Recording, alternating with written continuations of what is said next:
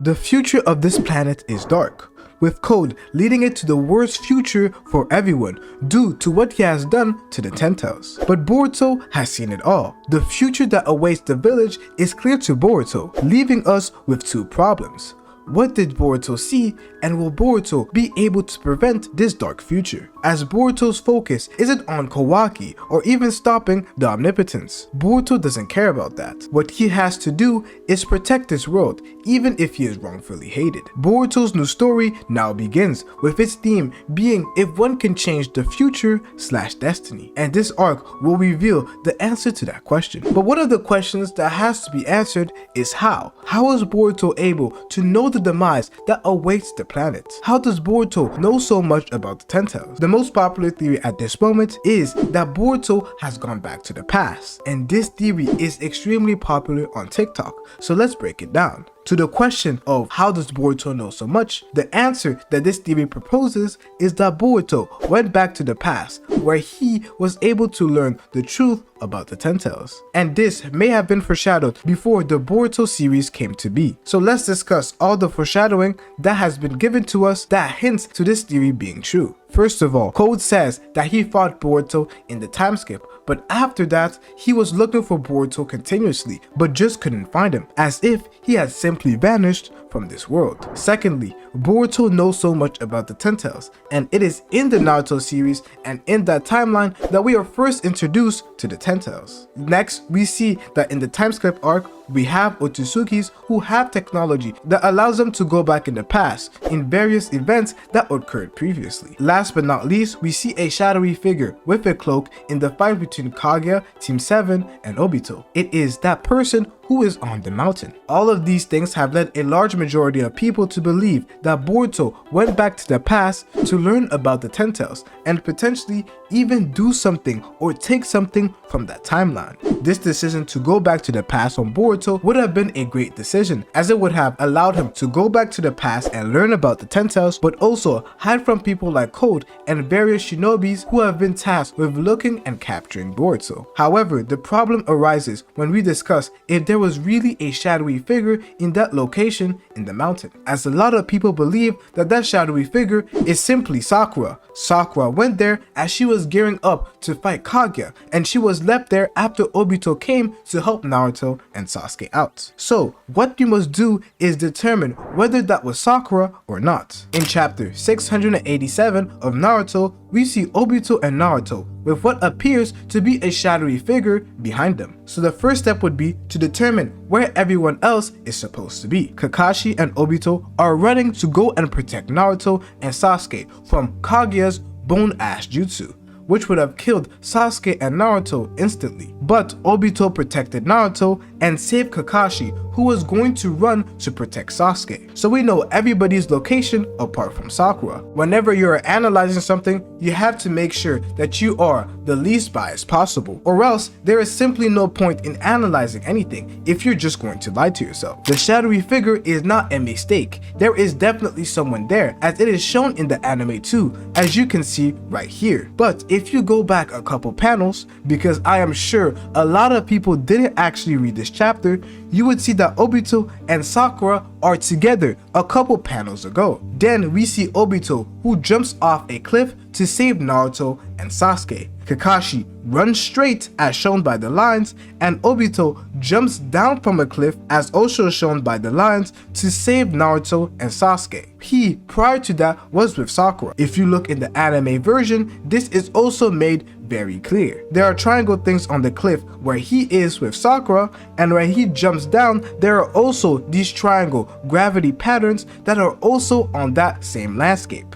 But here is where a lot of people get things wrong, as Kaguya switches dimensions, and then we see Sakura, who is further away from Naruto and Obito, which means that this is not Boruto, this is not Jigen, this is not Oroshiki, but Sakura herself. Sakura came back and ruined everybody's theories. And I'm not going to act like I didn't believe this theory at first. I did believe this theory in the past, but I went back to reread this chapter over and over again and had a lot of discussions with my friend who were unbiased and didn't even know about this theory, and we all came to the same conclusion. This is Sakura. It is not Boruto. Boruto or anybody else. So let me give you a quick recap to make sure you understand everything. Obito is with Sakura on a cliff where there are multiple different triangle gravity things. Then, noticing that Kage is about to use her Bone Ash Jutsu, aka her instant death jutsu, Obito jumps from the cliff onto another landscape of triangle gravity things so that he can save Naruto using his own body. Then he uses Kamui to take away the Bone Ash Jutsu from Sasuke, saving Kakashi, who was going to put his body in the line. Then Kage switches to another dimension and we see Sakura further away from Naruto and Obito. This is the simple and the most logical answer that I have seen out there. I'm just going to say it. The first clue that we should have known is that this theory is extremely popular on TikTok. That should have been the first clue that this theory wasn't actually going to be true. A lot of people do believe it. It could be a potential retcon if Kishimoto wants to do it, so it doesn't mean that this is completely void. This theory could come to be, but with the evidence presented, I don't think this would be the case. And also, I don't want Boruto to go back to the past, potentially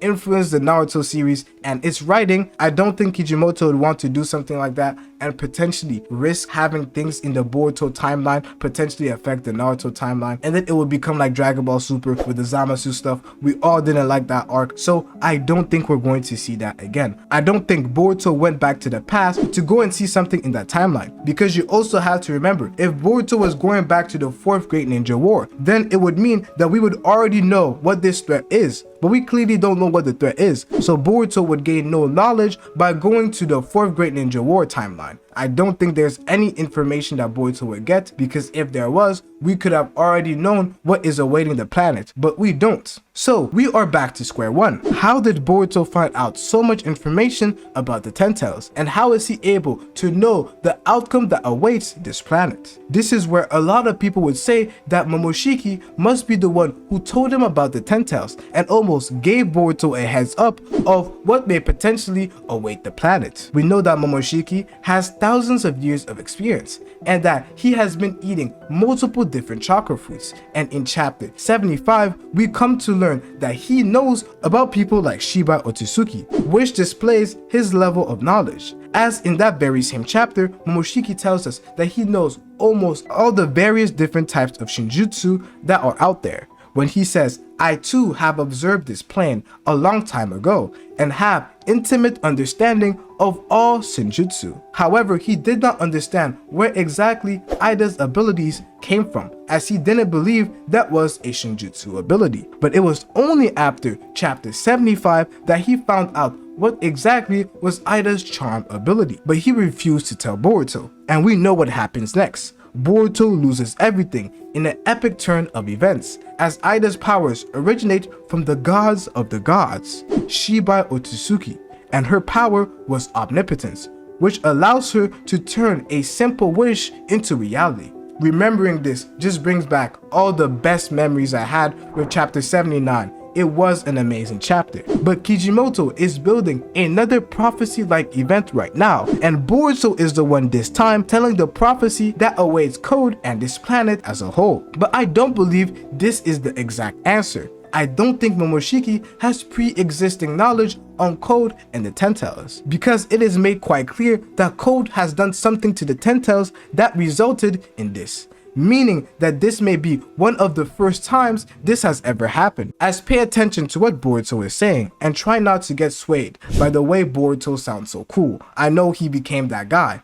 But Boruto starts off the conversation by saying to Code that you don't know the true horrors of the Ten Tails, where Code then answers by saying, "I know plenty about the Ten Tails. They devour Otsutsukis. Well, in truth, they are beasts that just instinctively bite into anybody in their vicinity, until they eventually run into an Otsutsuki." Let's stop right there. We already know this piece of information. We've seen this happen in the past when Sasuke went into Ishiki's palace and he went near the Ten Tails and the Ten Tails tried to eat him. as it made some eating movements.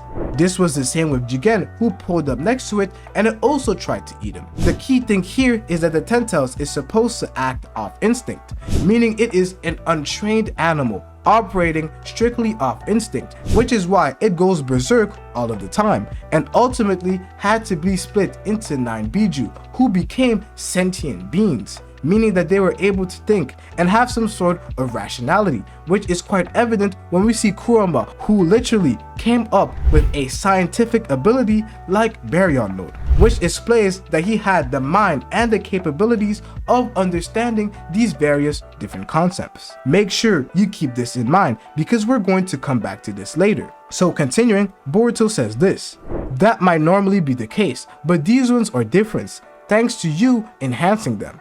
This is very important because it means that by Code creating the claw grimes, he completely changed the 10 tails itself through the ways that he has enhanced them. So in chapter 72, Code uses his claw marks and molds the claw grimes like clay into what we see right now, the claw grimes. What is quite interesting is that the claw grimes are able to pass through his claw marks, which is a feat that is only capable of doing when Code is grabbing onto you, a bit like how Goku uses instant transmission. This would mean that the claw grimes have access to Code's abilities, or just his claw mark ability, as they literally have claw marks all around them. But Code didn't get this ability from birth. This is not his own ability. In actuality, this is a Shinjustu. We know that he is a regular human, or he is made to believe that he's a regular human. We don't know too much about Code and his backstory. So how does someone like Code have such an ability? I don't think it comes from Ishiki, because we know that Ishiki never had such an ability, which only leaves one person, Shibai Otsutsuki. We know that his DNA grants people crazy-like abilities, like we have seen in chapter 75. And in that same chapter, we are told that Ida and Damien's abilities are from Shibai Otsutsuki, and we are told that Kawaki's Sukuna Hikonen is a Shinjutsu that comes from Ishiki Otsutsuki. Code is the only one who we are not told where his abilities come from. We are just simply told that his ability is Shinjutsu. So maybe it is not even Shibai Otsutsuki, and it's potentially a whole different Otsutsuki that Amato is hiding.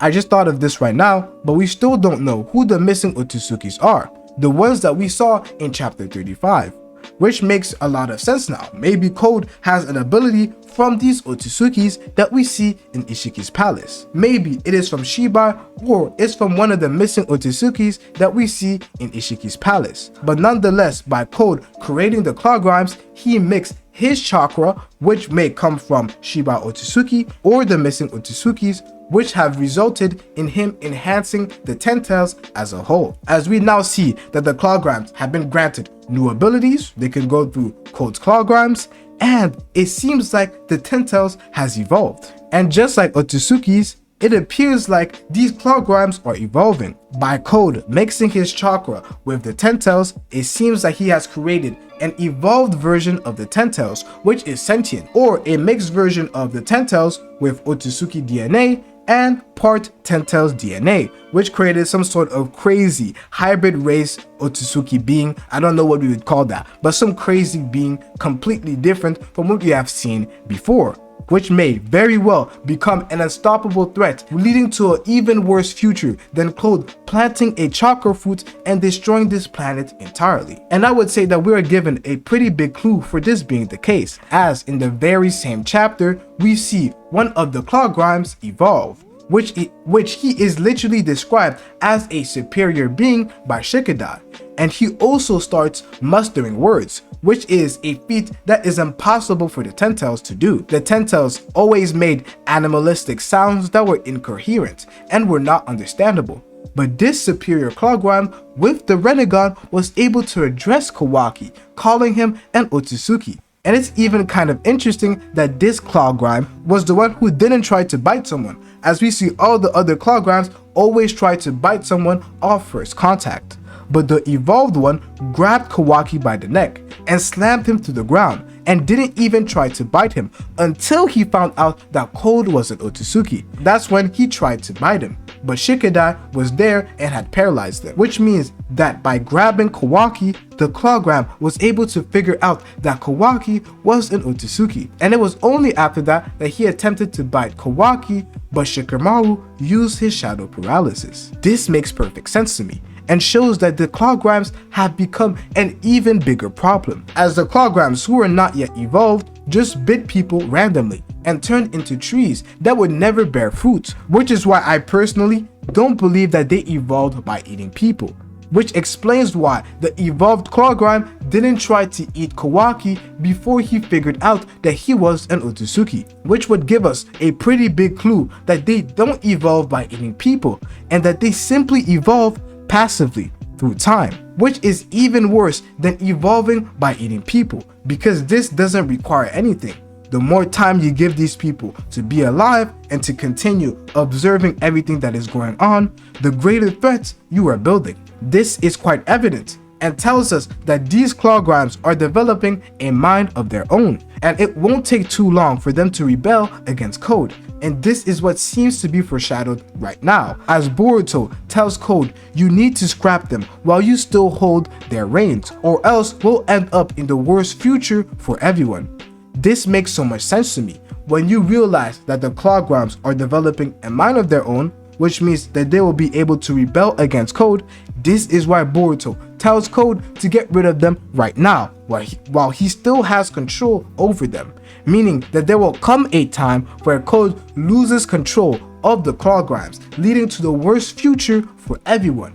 This is the future that Boruto has seen. And when Boruto says everyone, we are talking about the entire planet as a whole, as you have to remember that it has been said that Code has his claw marks all over the 5 great nations, which would mean that if Boruto is unable to prevent this future from happening and the Clawgrams continue to evolve passively, then they would be able to develop their own personal tactics, their own personal plans for this planet, and literally take over, going to multiple different locations at the same time with their large numbers through the Clawgrams that they have access to due to them possessing some of Code's DNA, which would very well lead to the destruction of not only the Leaf, but also all the great nations that are out there. This would definitely be the worst future for all, and if you think Code will end up dying, this might be the moment where he dies, as we know that he is not the smartest, which would mean that he could experience something like Madara, where he is backstabbed by the one who he believes he has created. For Madara, that is Zetsu, and for Code, that would be the Clawgram. But for me, when Boruto says a future that is worse for everybody, he includes Code. And we have Code who says that I'm trying to plant a chakra fruit. So the worst future for everybody is what I am trying to do. But if Boruto doesn't agree with that, it would mean that it is not only on the scale of a planet, and that it could also be to the point that it affects the universe as a whole. But we'll have to discuss that in a completely different video where we discuss more about these new villains that we are about to get. But there's also another rather interesting interpretation and theory that I haven't heard anybody discuss, and that has to do with the Rinnegan that we see the Clawgram awaken. I don't think it's the same way as Sasuke awakening his own Rinnegan.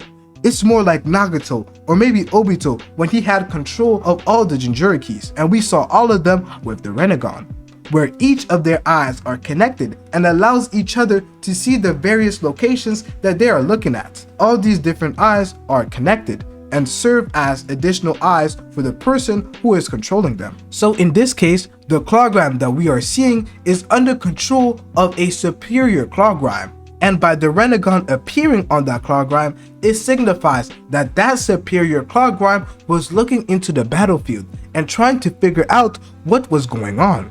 I believe that that superior Clawgram is not in the Leaf, but is passively evolving where Code kept the remains of the Ten-Tails and its husk.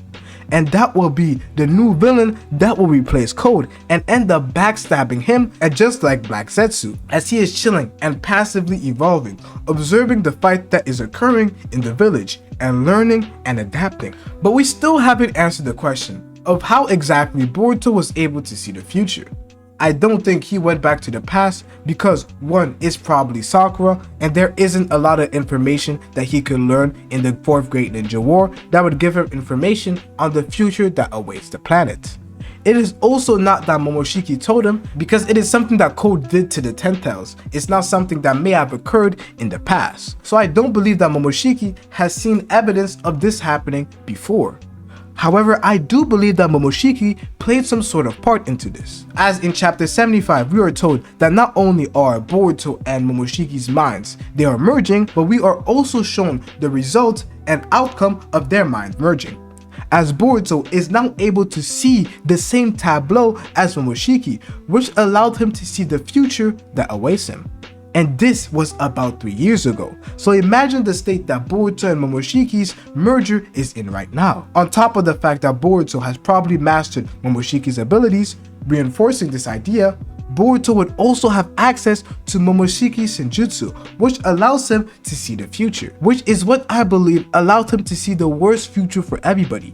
Momoshiki and Boruto don't usually work together, but for the survival of their shared body, they are shown to cooperate at times, which was on full display in chapter 80 and various other chapters that occurred in the first part of Boruto. And this future could be so bad that even Boruto and Momoshiki would have to work together for the greater good of the planet. This is what I thought at first, but this is no longer the case. We know that Otsutsuki's have a strong belief in destiny, as Momoshiki told Boruto that there was nothing he could do to prevent the destiny that awaited him. This was one of the goals of Boruto at the time, as in the last episode of Boruto, we see that Boruto and Kawaki have a rather interesting conversation, where Boruto tells Kawaki about his prophecy and tells him that he will do everything to make sure it doesn't come to pass, where Kawaki asks him what is everything, just so he can make sure that he ends up taking it. But Boruto was not able to prevent the future, as he did end up losing everything. But even though that was the case, he wasn't sad in chapter 80. He had such a beautiful smile. But what happened to that smile? The smile that Boruto once had seems to be gone. And this may very well be the theme for the second part of the Boruto series. If one could really go against their destiny, as this was the case for Naruto, as he was destined to be secluded and hated by the village, but he overcame that destiny, made friends, and ended the cycle of hatred by saving his friend. This is why Sasuke tells Boruto that if he is truly Naruto's son, he should be able to do the same and overcome this so-called destiny that awaits Boruto, as he is blessed with the ability to see the future, but will he be able to prevent it? If not, it will turn out to be a cursed ability for Boruto, where he can see the future, but he cannot prevent it. This is why Tonori's words are key. With destiny as your opponent, how will you keep fighting until the bitter end? This is what Tonori tells Boruto, and this is another reason why you have to watch this video right here and learn exactly how Boruto's ability to see the future exactly works.